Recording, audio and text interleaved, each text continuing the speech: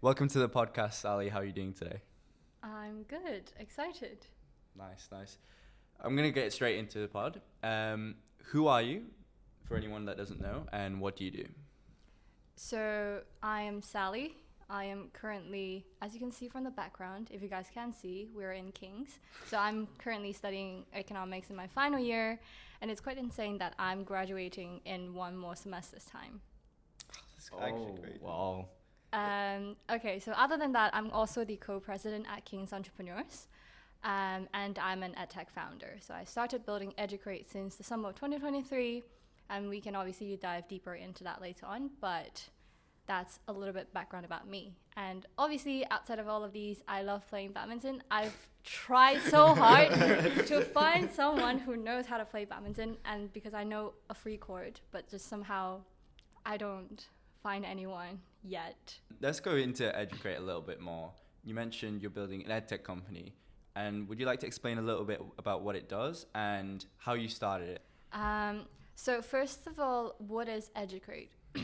EduCrate, we are currently kind of like a B2C online expert marketplace where students or learners in general, regardless of background, can come and learn through like an online e-learning platform. The way how we sort of differentiate ourselves, which I mean, honestly speaking, right now we're also kind of pivoting and exploring new direction. But what we are thinking is really concentrating on project-based learning, since people tend to learn better with doing, and with a much bigger focus on practical skills development. And I think how this idea sort of sparked actually fairly recently was because I noticed I'm about to graduate. I study economics. I know clearly that I want to keep building, be a startup founder. But the things that I'm learning in my degree doesn't really equip me well enough with those directions. So that idea came across, and I ended up speaking to obviously like people around my circle, my friends essentially, uni friends. And it appears that people resonate very strongly with this. It's like someone who study, for instance, medicine. Maybe you guys can resonate too. And then you want to maybe pivot into the tech space, but then you realize, okay, there's a certain thing that I don't quite know. So that's currently what we are exploring. However, when EduCrate first started, it's completely an entire different thing. How it all started was, if we trace back the time to maybe like 2022, so that was the time when I graduated from my high school back in Hong Kong. I think I always have that kind of passion, not really passion, but like I enjoy teaching people after I got to know something really well. So I finished my high school exam. Hooray, everyone's like, vacation time. Yeah. But I was like, I don't want my summer to go wasted. I want to do something meaningful. Yeah, I get it. So I started to do a bit of like tutoring on the side. Yeah. And that's how I got to know about, like concepts such as peer learning, peer tutoring, etc. At the time, I don't know what boosted my confidence, but I was just like, you know what? We can be better tutors compared to a lot of tutors you see elsewhere, because we just recently graduated and we have the most up-to-date experience and knowledge. So why not pass it on to someone who really needs it? Maybe like those who are a year below us. So that's how I found 8 co-founders. Eight co-founders. At the time, I don't know what it means to be a co-founder. It was literally just friends that I know who are also great in terms of teaching, who are also excellent students at school and want to do something fun and meaningful. So plus me, it was like 9 co-founders in general. Yeah. Where did you meet those co-founders? Also, was it from your school in Hong Kong, or was it? Yeah, just from people that I know back in high school. So we sort of just come together. And obviously, you can already imagine, like, things didn't really work out in the way that I wanted. But that's how everything started. I started to know more about personal branding. I literally sort of tapped into, like, the influencer experience, doing lots of content, filming me, teaching other students, and then kind of, like, break down those concepts and made it very entertaining. And I put it up there, and then people saw it. They were like, oh, you're so great in terms of teaching. Can I reach out to you? Can we arrange a session? So that's how we draw a lot of customers through social medias. There's one called 小红书. It's kind of like the Chinese version of Instagram. You can imagine that. Yeah. What's it called again? 小红书, Little Red Book. Little Red Book. You know it? Well, I think I might have heard of it, but I thought like, so as you said, it's the Chinese version of Instagram, right? Yeah. So like, how popular is it? Because there's like WeChat, and then there's the other like social media, it's like Snapchat, Instagram. So it's like, would people tend to use that instead of, let's say, Instagram, or would they use like everything? Well, in China, because of like the VPN, Yeah, thing, you can't really use Instagram or like Facebook Makes or sense. even TikTok. But I mean, WeChat, like those are more for communication. I think Little Red Book is more like a social media platform where people can post contents, share contents, and then you can kind of convert them into WeChat to become like, you have that extra, more direct connection with them. So 9 co-founders, we did, at the time we were just very focusing on this peer tutoring concept, and we really want to make tuition much more accessible and affordable. So I think I was charging, it might sound very stupid, but I can disclose it here. I was charging 150 HKD, which is equivalent to like £15 per session. Okay. Compared to How other... long was each session? How long were the sessions? 1 hour. 1 hour. Yeah. But then typically the market price is around 70 to 80 pound. Oh, so that's a massive difference. Massive difference. But I mean, that was a good experience for me to kind of get into the thinking like an entrepreneur, you know, how can I price my sessions such that people do see the value about it. At the end, that obviously didn't really quite work out because 9 co-founders, you all have very different vision that you want to implement, and every time it's very hard to find a time to coordinate a call, and the call tends to run like 3 hours, 4 hours without a conclusion. So it was a little pain in the ass. At the end, uni starts, obviously people have other priorities, so I just decided, you know what, I think it's a good experience to have, let's just keep it as a summer project. Okay, so that was the start. I came to King's. And then obviously I study economics, so everyone around is talking about Spring Week, consulting, investment banking, and I just unconsciously get swayed into that space as well. The finance conversations. Yeah, thinking about, you know, I need to find an internship, or else I won't be able to get a full-time job, or else I wouldn't be able to survive because I have no income. Like, people were talking about those, and you feel FOMO. No, 100%. I feel like, especially at university, and everyone else is in the same mindset. It's like, oh, what are you doing during spring week? Or, oh, we have a reading week. Like, how many lectures are you behind? Like, things like that. And then it's like, okay, I should probably be panicking about, let's say, doing lectures or finding internships. So, sorry, I interrupted you. Were you going to say something about that?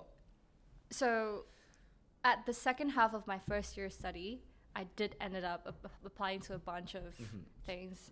But obviously, like, the first industry that rejected me painfully the most is investment banking. And at the time, I knew that I'm not made for it. Fuck it.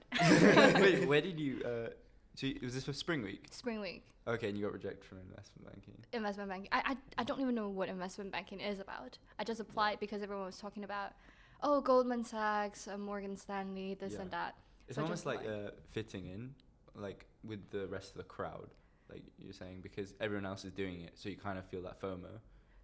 I don't think I thought about it so deep at the time. It was more like people were sharing those tracker and spreadsheets, right? Yeah. With all those opportunities that you can apply. Yeah, it's very easy to get sucked in. So I just thought, okay, this is there. Like, I want to do something, maybe just submit an application and see how it goes. Yeah. And then the next day, rejection. But I'm not too worried about it. I think that's how I realized, okay, investment banking is not a thing for me. Consulting might be quite good because everyone was talking about how consulting can really pave the way for you to understand different industries, get more work experience, and then you can build something in the future. I think a lot of people tend to think it that way. Like, if you ask them, what do you want to do in the future? Oh, I probably want to stay in the industry or figure out what I really like and then build my business. I kind of have a little, I don't know, I don't want to say controversial opinion about it. It might just be me, but we can get to that later on. But anyways, so time fast track to first year, like around Spring Week time. I got bored. I was at home. I'm not traveling anywhere. I got bored. And I felt like, I don't have a purpose. I don't have something to look forward to every single day. And then I just looked at Little Red Book again. And then that just reminded me of my little tutoring side hustle. So I decided to pick it up, but this time running it by myself. Did your other co-founders know? No, at the time it was just me. And I enjoyed. I actually made a lot of new friends, like who are much younger than me. Because when we were learning together, when I was teaching them, I don't really see myself as a teacher. I see more like a friend. And maybe that's why people quite enjoy having sessions with me. It's like people buy into people. I guess so. Yeah. But soon, I think in less than a month's time, I came to this realization where I felt like I'm putting a lot of time into content creation, creating a curriculum, teaching people, finding new customers. But I'm still teaching IB stuff. Like IB was the degree that I graduated with. And I felt like I'm investing in a lot of time and efforts, but in terms of my ROI, this is a very econ way of thinking. In terms of... No, I think it's very relevant. Like anything you do, you should always think about that. Like, yeah, exactly. So in terms of what I actually get out from the experience, not much. It's not something that I can proudly state on my CV. And I think I care about how much I learn as well. But other than instruction designs, that's it. Or like person skills, but that's it. Yeah. So that's what got me into thinking about, okay, is there any way that I can make it easier for myself to teach people? Maybe like a resource hub or some sort, which I can create contents that people can watch anytime, anywhere. Yeah. And then during almost the like session, a course? Is it? You think it almost like a course, or? At the time, I was thinking about YouTube, but for IB. Okay. To put it simply. Yeah. But obviously, things didn't work out in the way we want, because I started doing a bit of market research, which now when I think back, that doesn't even count as market research. But essentially, I just kind of did a bunch of surveys, talked to students, and then just thought that, okay, this could work. But then soon after I realized from a technical perspective and also from a finance perspective, it's hard. Like the infrastructure needed to store all those video contents. And it's not going to be just me, maybe like other people who are similar to me who are also thinking about creating content and just put it out there so people can watch it at their own time. That didn't work out. And then so that soon after, I think what happened next was I thought, okay, so if that's not feasible because of the storage issue from the technical side, can I create something like a marketplace that students can really just go up there and find educators that is really in line with what and how they learn? Because I think people tend to overlook the match of the learning styles, which can really play an influence in terms of how enjoyable, engaging the process is and your actual learning outcome. I 100% agree, actually. Like, you mentioned learning before as well, and you're coming back to it. Have you heard of the cone of learning? No. Is that the one where it's like at the very top of the cone, it's like you're actually doing something and engaging with the learning content, and then at the very bottom, it's like you're literally just watching a lecture? Exactly. So it's actually something stated in the book Rich Dad Poor Dad. I don't know if you read it or not, but it's like you were mentioning before, the best way to learn is by doing, or like the actual having the experience. Thanks, bro. It's actually having the experience. And that's what I think you're trying to do with your company as well. And for me personally, the worst way for me to learn, I realized, was by reading. And I think it's most people, it's the same, like lectures or reading. The best way to do something is either have an experience or also like videos, like you were saying, that you tried before but it didn't quite work out. So I definitely understand where you're coming from with your style of learning. So when you started your company, did you have a plan with where you wanted to take it, in terms of, did you know you were going to eventually set up that marketplace that you were on about, or did you have no idea and just jumped straight into like the content creation that you were on about? I think at the time I was thinking very far ahead. I actually concentrated more about the future outlook of things rather than what my next step is. So I was like, every time before I sleep, because I got so excited about the idea, which are still not validated at the time, but I was just thinking that, like imagine this marketplace has these features, it's very community powered, people are referring this and referring that, sharing things like LinkedIn, I was thinking about all those things, which got me really hyped. But again, a conventional entrepreneur way of thinking is you start from the smallest individual that you can reach out to, and then build something for them such that they're happy, they enjoy using it, they see the value of it, and then you find people who are similar to that individual, and such that you get the network effect automatically being established and spread out. So obviously at the time I was very drawn into thinking about the product itself, completely ignoring the distribution channels. I was just thinking about how this idea is going to be so great because I like it. So this is something that I realize now when I look back. But at the time, I was just so sold with the idea of marketplace. We have matchmaking, and then we focus on these. How would you, so like you said, like back then, whenever you're very focused on kind of like the long-term vision of the marketplace, then you realize there was a lot of logistical issues with that, like storage and a lot of different stuff. How would you do it differently back then? As in, like, if you were going to start again, how would you do it differently? I probably wouldn't start with a platform immediately. Okay. I would start with actually building a community of people, not just me with the students, but also think of ways with low cost, zero tech even, to just manually do the matchmaking and concentrate more on the actual user experience. To break it down, for instance, let's say the user journey is a student comes in, express their interest about a few things, they need help with a certain area. What kind of learner profiles do they have? So gathering what kind of data would allow me, as the middle person so far, to connect them with the right person. And then what kind of additional support can I provide to the teacher, for instance, such that their workload can be more streamlined. I'll probably look at those things rather than investing so much time and even money into building an MVP, which doesn't quite look like an MVP if you do go to the website and see it. So I probably would do in a very different way if I were to start again. That's really interesting, actually. And I think the best way to describe your company, from my understanding, is almost like a connector with the tutor and the customer, obviously. How important would you say, or how much potential does that kind of business model have nowadays, do you think, almost being the middleman? Because I've heard a lot of people online say, give advice to this younger generation that nowadays everyone's going to the middleman. That's where the money is made.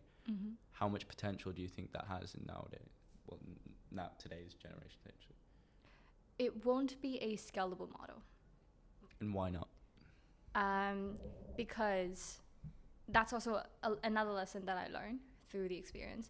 Because essentially, if you're thinking about that middleman model, the way you're making money is essentially, or the way you're generating income for you as a company, being the middleman, is essentially through asymmetric information.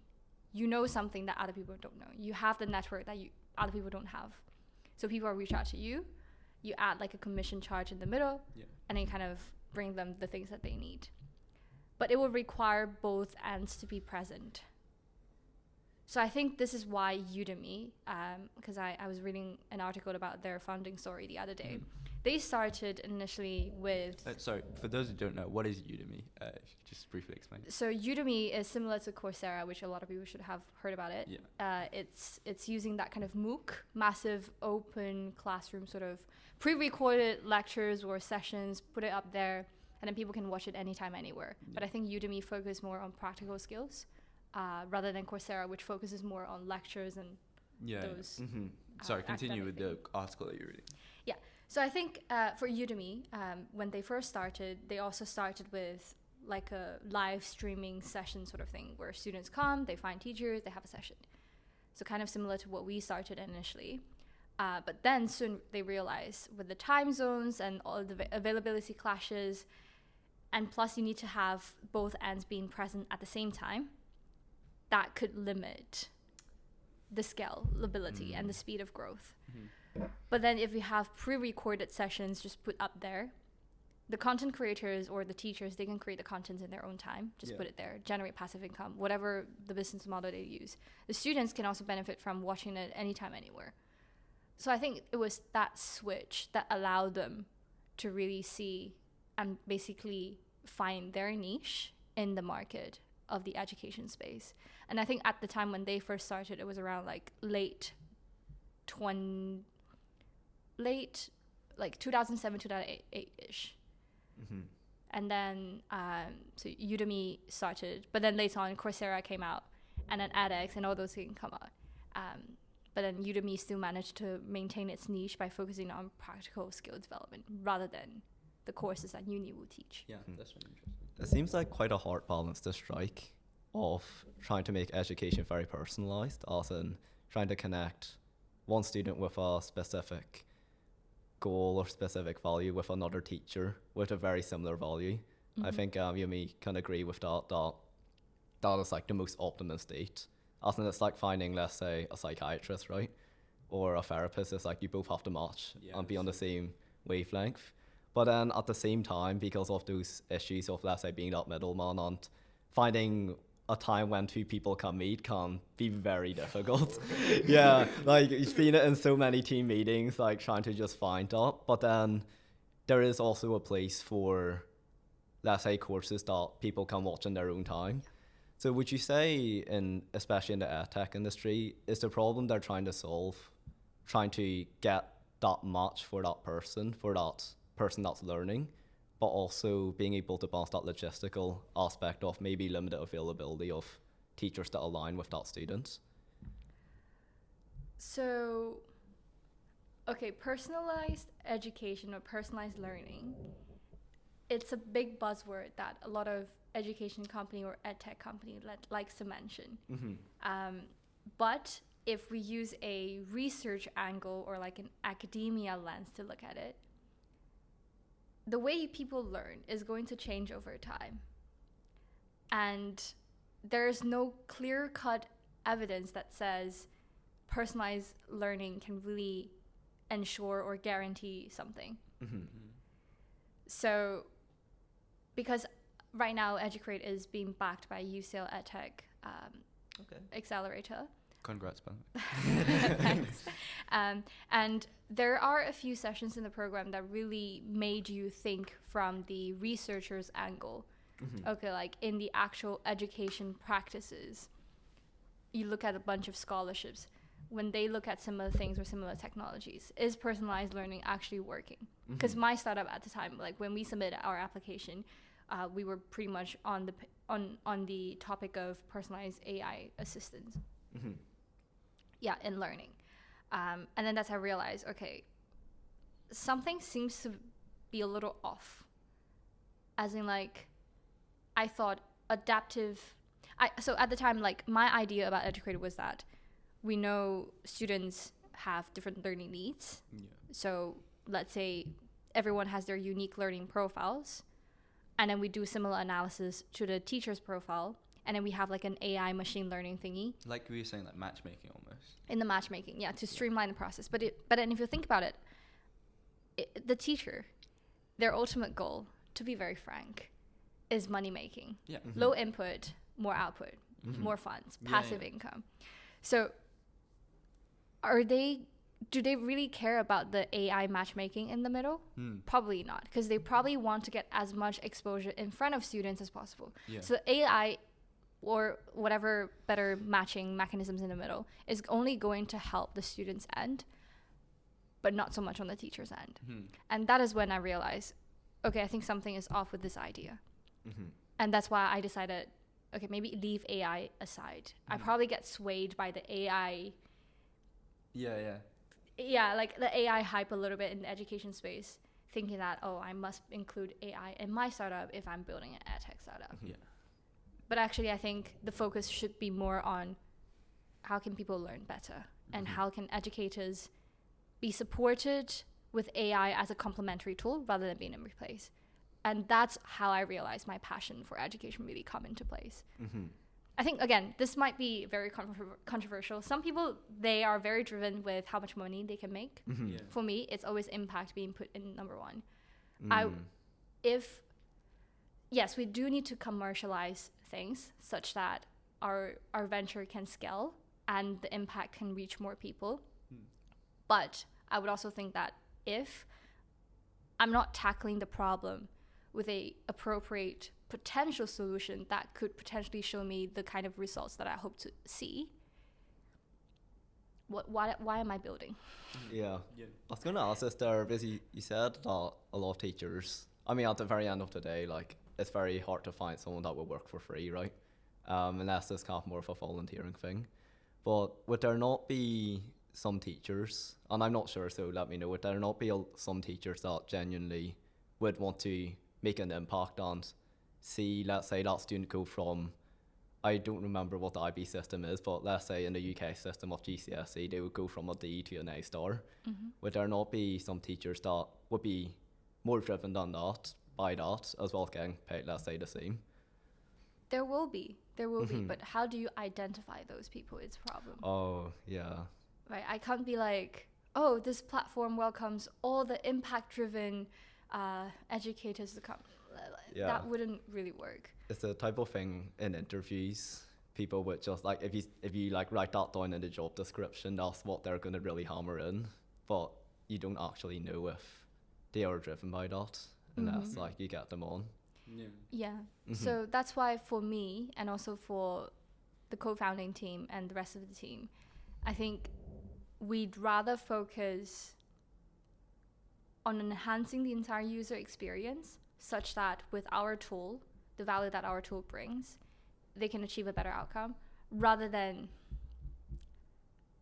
the things that you mentioned. For instance, how do we identify those people? Yeah, that's really interesting, actually. One thing I've noticed from you talking about this is almost like entrepreneurship is a self-doubt scheme that you're getting into. You have to keep asking yourself questions, like you're saying with the AI. Oh, is this actually going to be helpful? You have to keep almost doubting the ideas that come into your head. And do you think that's a good thing to do for any starting entrepreneurs out there? And how has it helped you? Mm-hmm. Self-doubt and self-questioning is something that you just cannot avoid if you're a founder. But I think it's what matters at the end of the day is what kind of mindset you're using when you encounter something that didn't quite work well in the direction you want. A lot of people, they have great ideas, but they self-doubt at the very first day. Well, actually, maybe like first day they're really high. The second day they started to self-doubt because they're questioning, but they're not doing research. They're not taking any action to really think about, okay, how this question or how this challenge can be overcome. What can I do? They refuse to speak to customers, which is the key to inform what your product should look like. They refuse to look into desktop research. They refuse to look into scholarships. They refuse to talk to people. So at the end of the day, like, they're just questioning themselves, and they would never be able to take that step forward. Back to your question, is it a good thing?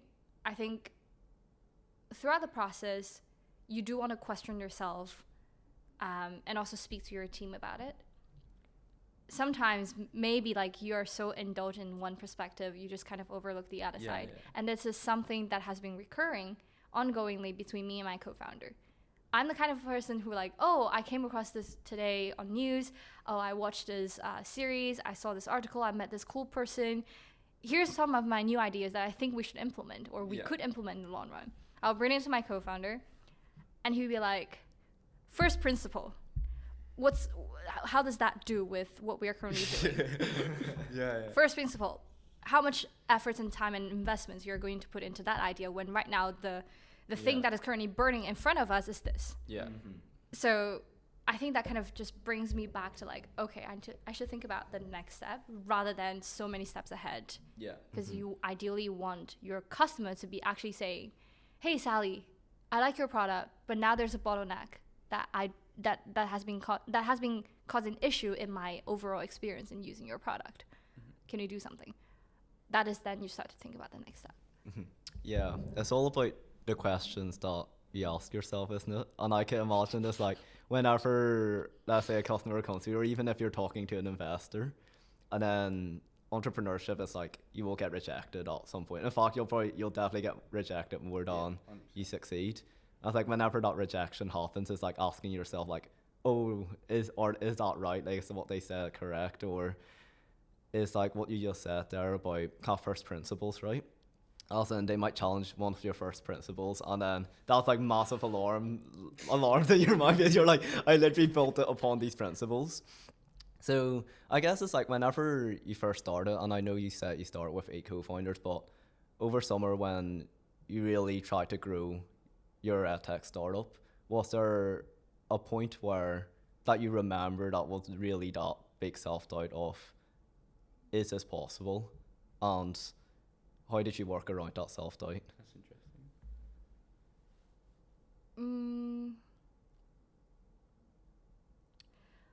I think I was more skeptical, not necessarily at the period when I first started, but more like the summer of 2024 actually. Mm-hmm. So like this summer. This summer, okay. yeah. And one primary reason that was causing that self-doubtedness was, I look at the timeline, the things that I've been doing in the past year with EduCrate. I know I'm balancing a lot. There's academics, there's societies, there's just random shit that happens, and I have to deal with it. I'm not seeing the kind of trajectory, the growth trajectory that I envisioned at the beginning. Mm-hmm. So you almost did like an assessment. Yeah. Analysis. So I was looking at, for example, how much revenue are we currently generating? How many users do we currently have? What's the ROI, right? I haven't got there yet because I was thinking about thinking about mainly like the metrics that I was hoping to see on paper, and then also thinking about team. Mm-hmm. I've spent so much time communicating, training, speaking with them, but then the team is not so united in the way that I want. Yeah. So I think there's one period I was just like self-questioning a lot, and I was asking myself, do I still really enjoy the thing that I'm doing? Is this the right thing? So the next question that I assume you might have is, okay, so how do you deal or how do you cope with these kind of self-doubt? What got you through? I did speak with my co-founder. Again, first principle, he just kind of lay out things in front of me. Yeah. And I get to see like a much clearer picture of what are the things that I should worry about. Because at the time there was so much happening. The tech team is building, but then they were stuck. The marketing team is trying to come up with contents, but then they lack inspiration. Especially we're thinking of pivoting a little bit such that we don't just limit ourselves to IB market, but they were like, okay, what else can we do? And then with the user acquisition team, they were like, okay, we have these channels, but some channels are not working so well. What could we do? So a lot of things were happening at the same time. I just kind of like, I need to reply messages. I need to get things going. I want to see progress. But then I realized I'm kind of just going around and around and around, and I'm not seeing a progress towards the right direction. Yeah. So my co-founder just lay out everything in front of me, and he's like, marketing, is that important for now? Maybe not. You want to focus on maybe like users and tech. We need to have a team. How many people are we looking for? What do we want them to do? So he just breaks things down a little bit. That makes it a lot easier to handle and digest. But I think the actual pivoting or like the tipping point is really the Sigma Square Summit that I went to 2 weeks ago. Okay, so quite recently, yeah. Fairly Do you want to talk a little recently. bit about your pivoting point? So I just, for whatever reason, I met my mentor, who is a fellow at Sigma Square Society. He also had a few ventures already, and right now he's building something in the medtech space, and they're backed by YC. So you can imagine, like, the way he thinks is very Silicon Valley founder way of thinking. Yeah. It's like YC. Very execution oriented, very smart as well. And I just had this conversation with him, and I was being completely honest with him, saying that I felt like I'm questioning myself a lot. I'm not seeing the things that I really want to see. Like, these are the things that I probably won't tell a lot of people, because not everyone will be willing to slow down and listen to you. Yeah, I get what you're saying. But because that summit also gives me a great opportunity to kind of just reflect on a bunch of things. And I'm really glad that I met him, because I felt very comfortable in sharing my personal stories with him, and he can empathize it. And he did point out a few guiding questions. So he was like, you want to find a thing that you're really passionate about. To me, I know I like education, but education is still broad. Yeah. I know I like impact, but impact for who? And how? Yeah. These are the kind of questions that really get you going. Exactly. So he was like, think about yourself. So I think about myself. What do? I literally pull out a paper and just write things down in front of me. I was like doing that little portrait of myself. Okay, so these are the terms and these are the words that associate with Sally, that Sally has experience with. I wrote down, and I started to see how some things just kind of connect with one another. I was like, econ. I'm in the UK. I don't have the flexibility to choose other things. I want to do entrepreneurship. Econ doesn't quite help me with. King's Entrepreneur Societies, other uni experiences helped much better. Yeah. I learned better with doing, blah, blah, blah. So I start to see the path kind of just appear to me. And that is when I realized, actually, this is a massive problem, at least in the UK higher education, that no one has been solving yet. Wait, sorry, specifically, Yeah, what's the problem? What's the problem? So, UK education system, you're being forced to decide what degree you want to choose when you're still in high school. Yeah. When you don't know much about career options, path, and you just ended up choosing a degree that you don't even know if you are going to actually pursue. Maybe in the US it's a different story. I should probably speak to some US customers, potentially. But at least so far, with all the UK university students I've spoken with as part of user discovery call, that just screams to me that they're not satisfied. So that was a gap. And solution can be many. And that's also something that we're still currently exploring by speaking to actual customers. Yeah. So I think it's just like through speaking with that mentor, we literally just bounce off ideas on the spot, pen, paper. It was really fun. But that really made me rethink about the entire thing. Yeah. What is EduCrate going to look like? An IB marketplace, little market cap. So what? Marketplace still? There can be scalability, like skepticisms around scalability. And we also want to ensure that we are solving the problem that is genuinely needed. Maybe less so around learners' learning styles and we match with the right teaching style. That's still kind of shallow, and it doesn't seem quite like what the academic research has been saying. But when I think about the entire skill gap between higher education system and the actual job market, I was like, this is a problem. Yeah. And not just that, to be honest, things like such can be applied to even, for example, my mom, who is a housewife. She really enjoy finance stuff, but she won't be able to afford like a whole degree to go into uni, and still not being able to get a lot of actual things that she'll be using in a job. Yeah, 100%. Same for those unemployed people. Like, how can they afford an expensive degree in masters just because they want to pivot to tech? Yeah. I love this almost moment of realization for you, right?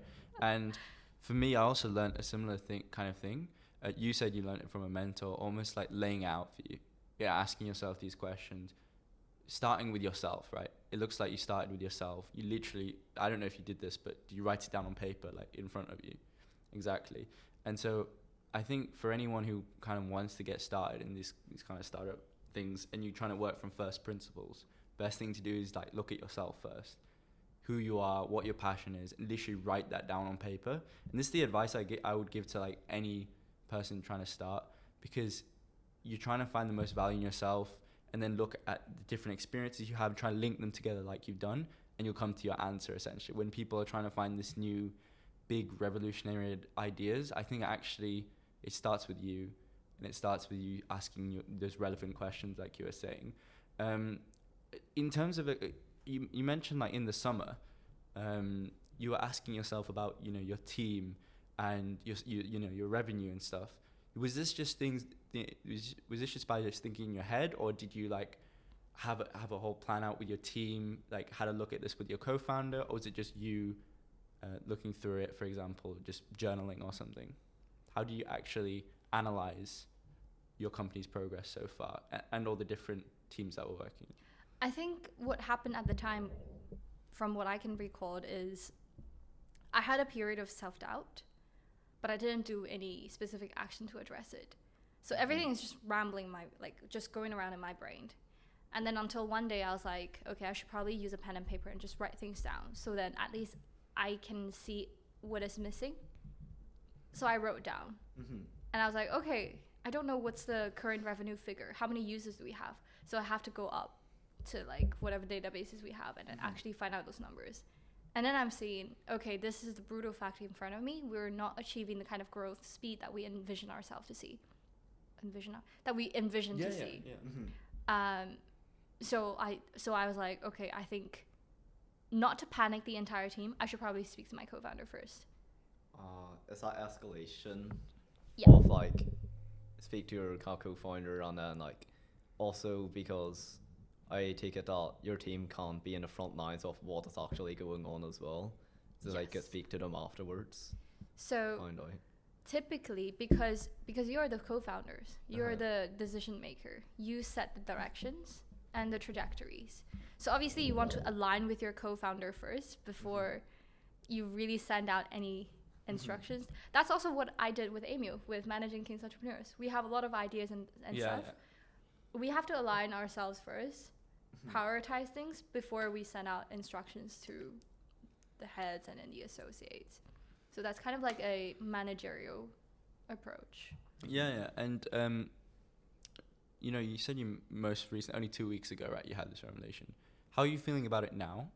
And what's your vision for your company now? Where do you want to take it? Is there anything you'd like to describe to whoever's watching or listening, what you're doing now and what's going to be coming up in the future?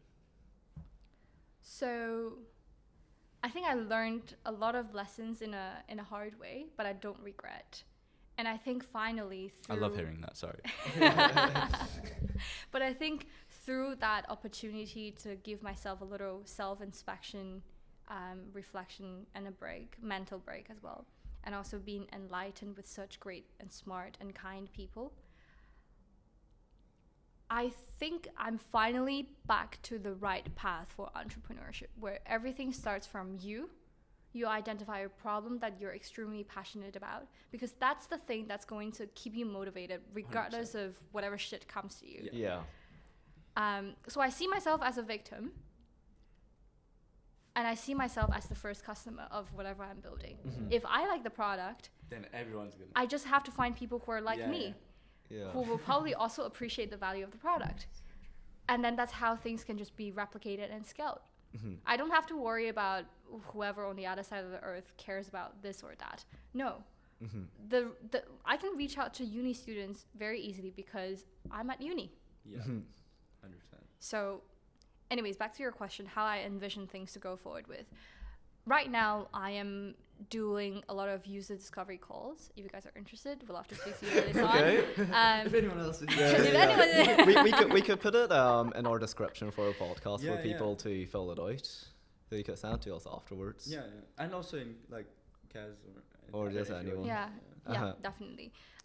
So we're doing user discovery call, not just on the demand side, because I think so far I've mostly spoken with uni students, but I'm also keen to understand the supply side, which is essentially the experts who could potentially guide people through the project-based learning experience.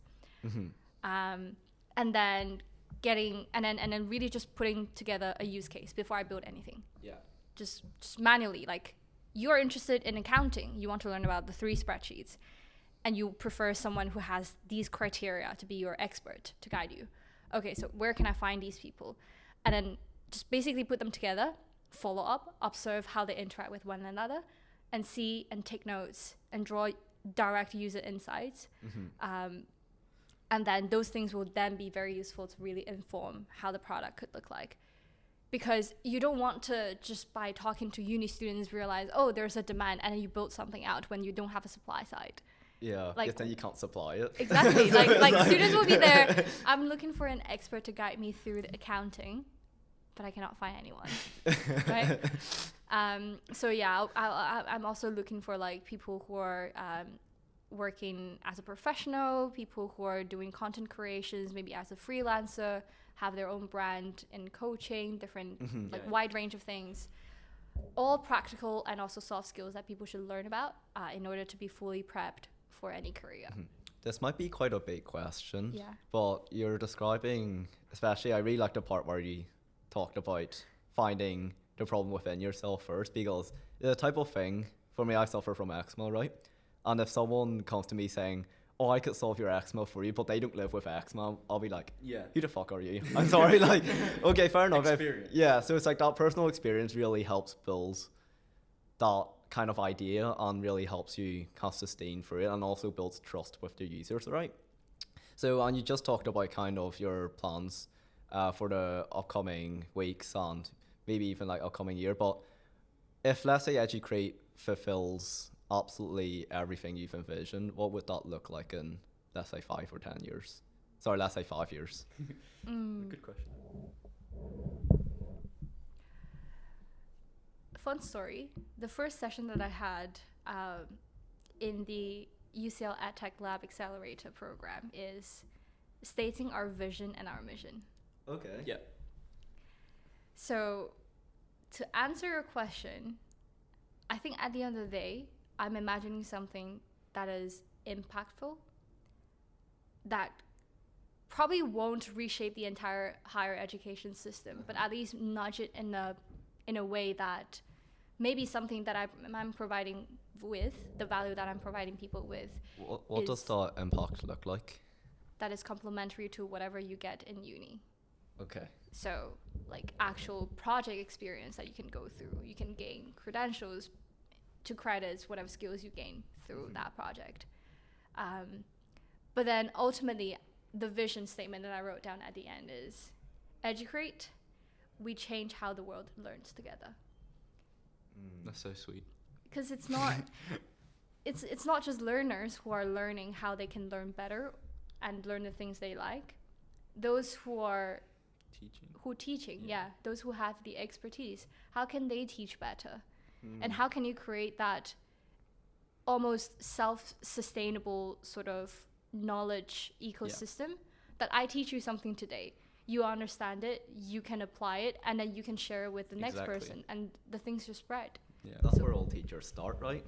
Like they all start from being learners. Exactly. And it's about doing it together, because there's a lot of focus on like the learners, isn't it? But the teacher can also still be learning along the way. Exactly. And just literally just bounce an idea here, like how can AI's integration can generate additional insights that teacher can teach better?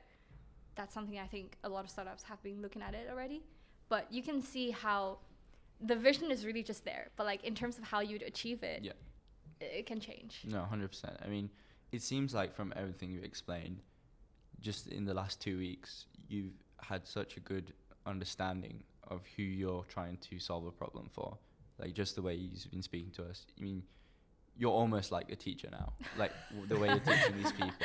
Thank you. I think that's really cool. I just had, out of interest, out of curiosity, are you rebranding EduCrate? So is it still going to be called EduCrate with this new idea you have, or are you thinking about a rebrand? I looked at the things that we currently have in terms of platform designs and stuff, and also customers. I don't really see a conflict of what we've been doing before versus what we are going to implement. Right now, we're more around session-based learning. So people, for whatever skills or topics they want to learn, they come to the platform. You can find the suitable guide to lead you through. On top of that, I think project-based learning, in terms of what kind of infrastructure is needed, what kind of functions is needed, how do we ensure a streamlined experience, those are the things that we're still figuring out. But it's basically built upon session. Session is one-to-one or group. Project-based can be like maybe less involvement from the teacher side, but then you also take a lot of initiative to execute things, and you get feedback. Is that something you're going to keep, like the project-based learning in your new thing that you're building? Because you're connecting almost like the experienced individuals in industry with people who want to go into that industry. How are you going to incorporate the project-based learning in that, or are you going to? project-based learning can literally be just bouncing two ideas on top of my mind. For instance, let's say right now, Yash, you have a problem that you really want to solve. Yeah. But then you're lacking that kind of skills. Yeah. Let's say you want to learn a bit of coding. I would love to learn a bit of coding. Let's say you want to learn the fundamental coding skills, maybe with HTML with the front end, in 3 weeks' time. So you could literally just ideate a project by yourself on the spot. Maybe like, okay, put together a project scope. I want to build a personal website using HTML, JavaScript, All right, I understand. And then you can take this project proposal with you and maybe like reach out and find and connect with people, who experts. want to do the same thing. Yeah, can find an expert that you think would really be in line with your style and your personality to guide you through. Yeah. So in terms of what system, what kind of things that they could provide you with, maybe other than feedback, can be other additional resources that you can play around with, etc. On the other hand, it could be vice versa. Maybe you don't necessarily have a specific thing you want to learn yet, or it's very hard for you to ideate a project proposal because you just simply is a newbie to this space. You can go and look at the expert's profile and see, okay, this expert previously has been leading ABC projects in different niches, and you can just explore it one by one. Yeah, 100%. That makes sense. But again, right now we're recording in December 6th, 2024. No, yeah, I don't know when this will be, when this video will come out. Exactly, like maybe after 2 or 3 weeks, we will find out another like business model to make things way simpler. Yeah. It could happen. But right now, with what we are doing, with what we are, with the things that we gather from the users, with the students, this is something that has been shaping. It seems really interesting, actually, because the way you're describing it to me as well, it's actually, I want to learn coding now, right? It actually shows that it's really, you're providing a really valuable service and you have a good idea. You mentioned like the transitional, you're almost having a pivotal moment here. I'm sure you'd agree. In terms of the current clients or current audience you build up with your marketing, your content that you mentioned that you recently did on, what's it called? Little Red Book. Little Red Book, yeah. Are you still using that? And if so, is there an idea to kind of move those eyes to what you're doing now? And what's the process for it? Or if you're still using it? Again, comes back to what I mentioned previously, that there isn't really a conflict. So we started with IB. Imagine those people will complete their program. They will come to uni. And they will probably encounter something similar, which the thing that they're learning at uni isn't quite matched with what they actually want to do as a career. So it's a pipeline of users that they can still come to us if they want to learn some new skills, and they want to connect with industry experts. So for marketing, okay, I do want to get this disclaimer out that people might not necessarily agree with it, but it might. We love it. we often have disagreements. We're so on a hinge. Marketing, a lot of people, they were thinking that, I need to build something. Marketing is so damn important. I need to get my marketing right, my branding right. Bullshit. Why? Because you first need to know what your user wants. You build something they like. Just concentrate on your product and your user. They are the free PR for you. They like it, they use it, they know it, they share it. Right? That should be on a t-shirt or something. Just come to me. But then with the marketing, it's like it's good. It's a good to have, but it's not a must to have. Yeah. So even now, when I look at the team, marketing, I just ask them to at least have something posting every week to show people that we are still active. That's all. The focus should still, again, be your user product distribution channel. Yeah. No, I so agree with that, because I'm even thinking, like, if let's say your marketing is amazing, but your product is absolutely shit, then it's like people are going to try that product, and then there's not going to be that user retention, right? And it's usually a lot easier to, and you could like disagree with this, I think it's a lot easier to retain people through a good product rather than to get new people through a lot of marketing, right? Because the product at the end of the day, like for me, if I'm going to, let's say, get a new laptop, right? I want that laptop to be good. Yeah. You know, I'm going to go on Reddit. I'm going to see what's the best one. I'm not going to look at an offer and say, okay, you know what, I'm probably going to get that. I might have a look at it. Mm-hmm. But really, it's the product that should be the main priority first.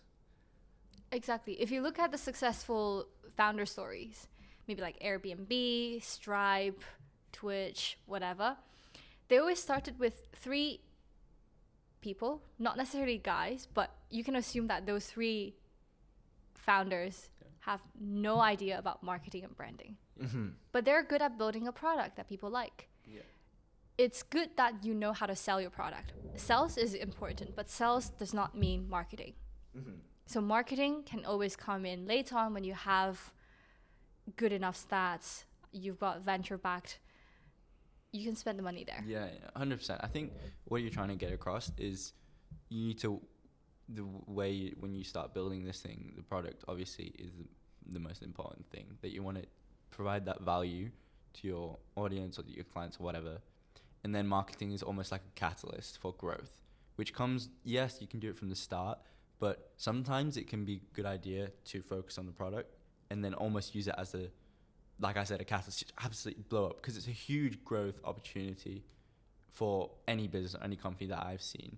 And nowadays, you know, this whole thing about personal branding and things, Exactly. it goes crazy. But in terms of like, we've talked a lot about your startup. I just, when we're coming to the end of the podcast almost, I just want to touch on a little bit of your personal life, like your work-life balance. You know, you're co-president of King's Entrepreneurs and you're building this startup. Like, it's actually crazy. I don't honestly, my head would explode if I would see, honestly. We weren't paid to say this.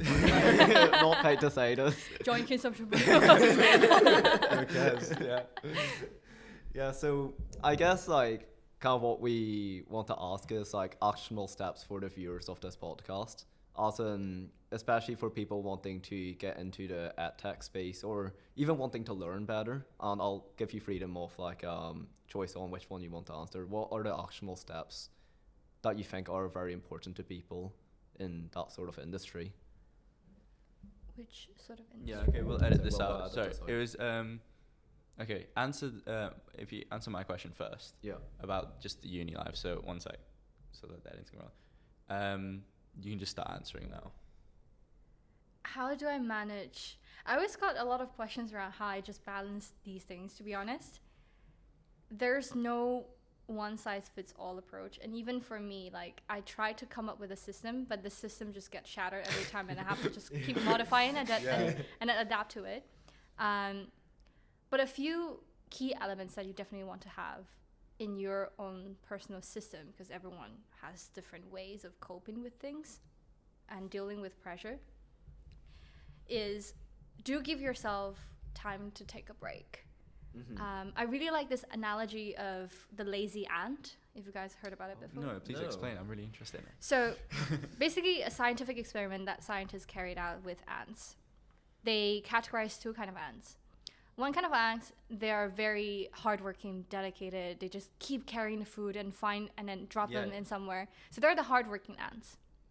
And at the same time, you will see some ants just wander around doing nothing. Like, they're not contributing much. One day, the scientists decided to just basically block the food source. So the ants were like panicking.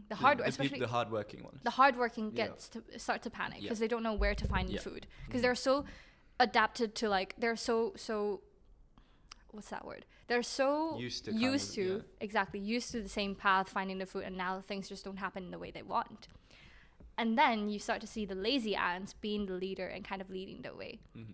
So the moral of the analogy is basically that we sometimes also want to be, we'd rather be the lazy ant rather than the hardworking ant, because you're just constantly thinking, working, you're doing things for the sake of doing it. Yeah. Mm-hmm.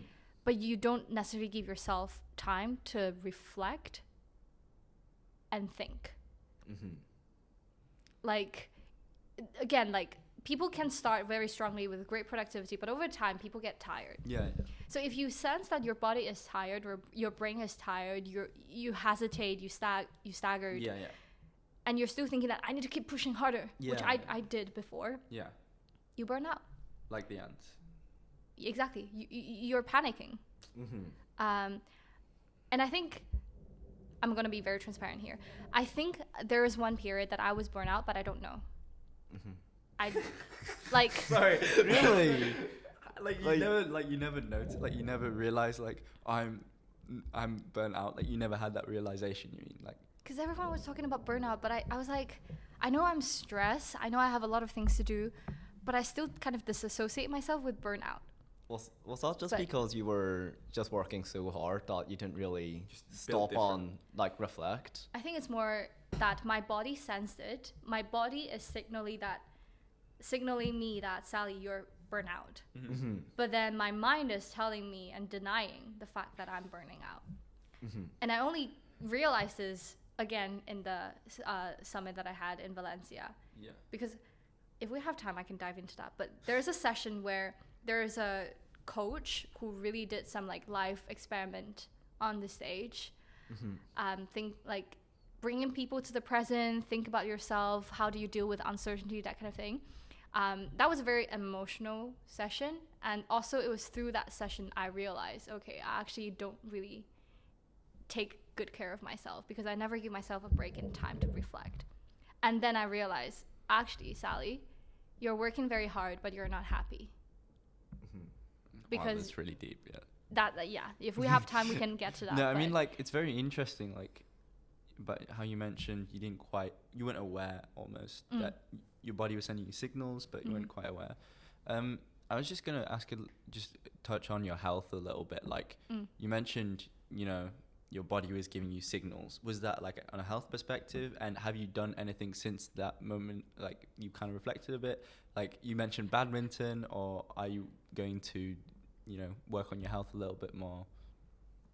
I think the first time that I realized I should really take good care of my body and health before work and other things is in November last year, so like a year ago. Because at the time a lot of things, I was very new to the startup space. A lot of things happen with society stuff as well, like a lot, and with coursework deadline and those kind of things. So my immune system was basically fucked, but I don't know. I got food poison after eating an expired bagel. I got really bad diarrhea, and I just fell in the toilet, like in the bathroom. I fell. You fell. I fell down. Inside the toilet. No. No. Like I basically had an entire night of stomachache. I didn't know what's going on. Yeah. And then the next day I have a fucking 9 a.m.